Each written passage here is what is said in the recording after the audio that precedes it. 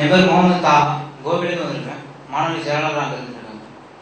என்னுடைய கொஸ்டின் வந்து, இப்போ வந்து நம்ம முஸ்லீம்கள் எல்லாருமே முஸ்லீம் அல்லாத சகோதரர்கள் வந்து ஒட்டி வாழ்ந்துட்டு இருக்கிறோம். இப்போது மாணவர்களுக்குள்ள என்னன்னா, இப்போ ரம்ஜான் பக்ரீத் திருநாள் அன்னைக்கு பார்த்தீங்கன்னா வாழ்த்து சொல்லுவாங்க, நமக்கு மெசேஜோ இல்லை ஃபோன் பண்ணியோ ஏதோ வாழ்த்து சொல்லுவாங்க. அதே மாதிரி நாம் வந்து தீபாவளிக்கு பொங்கல் இந்த மாதிரி திருநாள் வந்து நம்ம அங்கீகரிக்கிறது இல்லை, அதனால நம்ம வாழ்த்து சொல்றது இல்லை.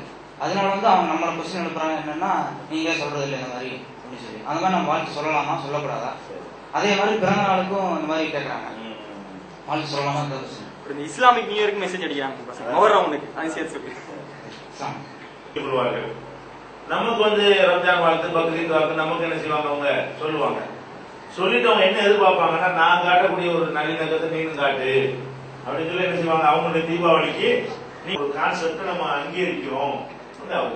தீபாவளி ஒரு அசுரம் இருந்தா அவனுக்கு அப்படிங்கிற மாதிரி கருதானது, நரகாசுரன் ஒருத்தர் இருந்தான் அப்படின்னு அவன் கொல்லப்படுறா, அதுக்கு பின்னாடி மறைந்திருக்கிற நம்பிக்கையும் சேர்த்து என்ன செய்ய வேண்டியிருக்குது, ஆதரிக்கிற மாதிரி ஒரு நிலை வர்றதுனால அதை நம்ம தவிர்க்கணுங்கிற மார்க்க ரீதியா நமக்கு ஒரு கடமை வருது. அவர் கொடுக்கிற உணவை பாதி தான் இவர் சாப்பிடுவார்.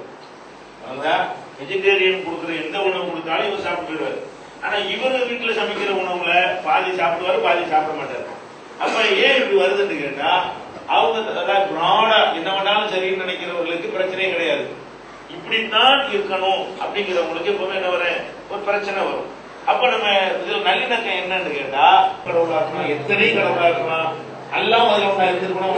அது பிராடா இல்லை, ஒரு வட்டத்துல ஒரு லிமிட் பண்ணிட்டு ஒரு விதியை உண்டாக்கி கொண்டு இருக்கணும். விதியை உண்டாக்கி கொண்டு இருக்கிறவனுக்கு எப்பவுமே என்ன அந்த விதியை வேணும், அடுத்தது வந்து விதியை மதிக்கணும். அப்ப அந்த அடிப்படையில் நாங்க செலவு செய்ய முடியாம இருக்கிறோம். இப்படி லாஜிக்கா அவர்களுக்கு நல்லா என்ன செய்யலாம், நிறைய லாஜிக்